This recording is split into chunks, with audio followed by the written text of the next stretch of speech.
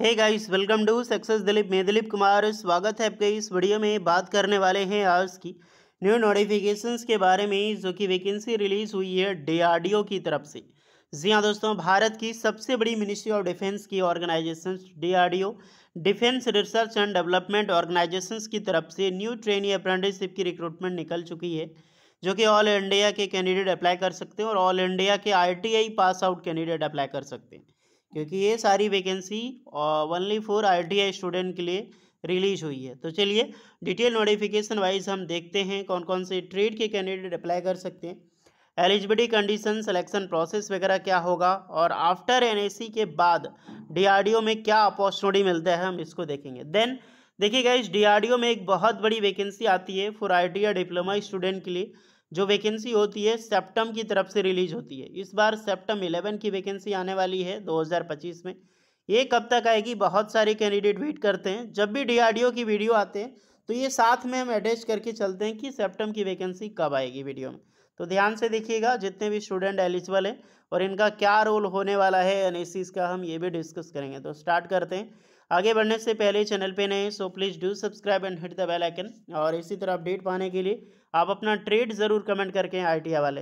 देखिए, सरकारी नौकरी अगर आप पाना चाहते हैं तो आप निश्चित तैयारी करते होंगे। मैं आपको एक क्वेश्चन पूछता हूँ डीआरडीओ से रिलेटेड, अगर आप तैयारी कर रहे हैं तो ये चीज़ आपको पता होनी चाहिए। डीआरडीओ का मोटो क्या है, यानी कि जो डीआरडीओ का ध्येय वाक्य होता है हर एक डिपार्टमेंट का होता है। जैसे हमारा ये सक्सेस दिलीप यूट्यूब चैनल का तो द टाइम इज़ मनी, लेकिन DRDO that is biggest government organisation, तो इसका भी एक ध्येय वाक्य है, एक मोटो है। मोटो कमेंट करके बताइए जितने भी स्टूडेंट एलिजिबल हैं।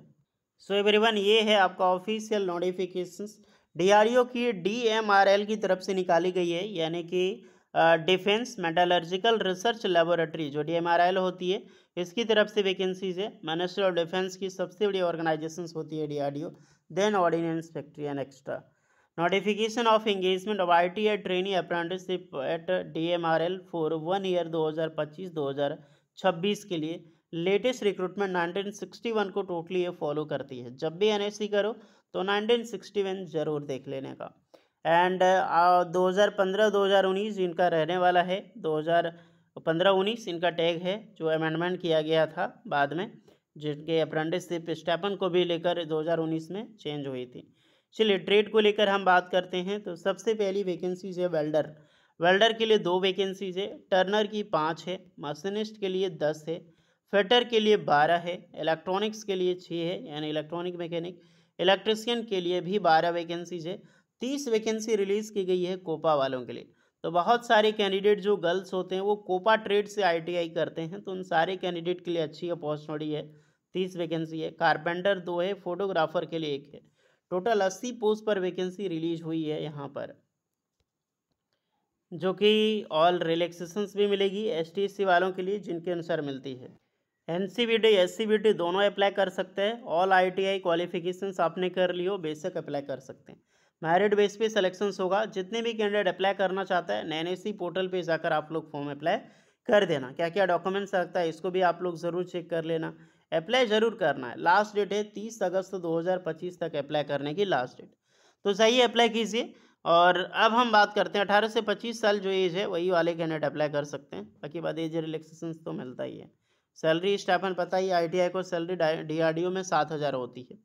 अब अप्रेंटिसशिप से रिलेटेड बातें खत्म हो चुकी, आगे बढ़ते हैं। सबसे पहले फ़ायदा देखते हैं कि डीआरडीओ से अप्रेंटिसशिप करने के बाद क्या अपॉर्चुनिटी मिलती है। पहली अपॉर्चुनिटी गवर्नमेंट खुद देती है। बहुत सारी वैकेंसी रिलीज होती है जहां पर एनएसी अप्रेंटिसशिप मांगा जाता है।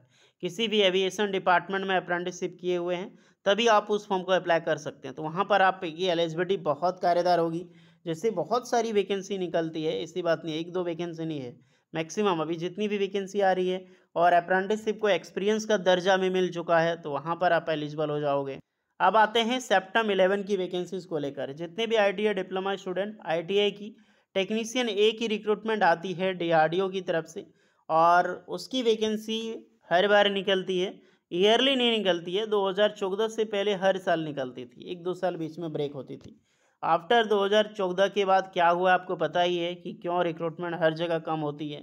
2019 में वैकेंसी आई थी, 2014 के बाद एक ही बार वैकेंसी 2019, फिर आपकी 2022 में वैकेंसी आई थी सेप्टेम्बर 10 की। फिर से 3 साल का बैकअप है तो 25 में आने की पूरी पूरी पॉसिबिलिटी है। सोचो 2014 से लेकर 2025 11 साल का बैकअप में सिर्फ 2 बार वैकेंसी रिलीज हुई है। आप समझ रहे हो क्या क्या हुआ है। तो ये चीज़ है। बाकी बात 2025 में वैकेंसी आएगी नहीं आएगी इसका भी कोई दो राय नहीं है, बट अक्टूबर से नवंबर के बीच में वैकेंसी रिलेटेड अपडेट आने की पॉसिबिलिटी है। तो जितनी भी टेक्नीशियंस का वेट कर रहे हैं डीआरडीओ सेप्टेम्बर 11 की वैकेंसीज का, तो अक्टूबर से नवंबर के बीच में आपकी आएगी। नॉर देन वो भी 50% चांस है, अदर देन वैकेंसीज नहीं रिलीज होती है तो डायरेक्टली ये वैकेंसी रिलीज होगी 2026 के जनवरी टू फरवरी मार्च में, जो कि 110% होगी 2026 में। ओके। और 100% चांसेस अब इसमें 50% आपका अक्टूबर से नवंबर तक वैकेंसीज आने वाली है डीआरडीओ की तरफ से। तो सही है गाइस, फिलहाल आप अप्लाई करें और तैयारी हमेशा जारी रखें, ट्रेड को पकड़ के चलें तो किसी भी एग्जाम को फोड़ सकते हो आप। बाकी बात कोई डाउट होगा और रिलेटेड तो कमेंट करना ज़रूर। मिलते हैं नेक्स्ट वीडियो में, तब तक के लिए जय हिंद।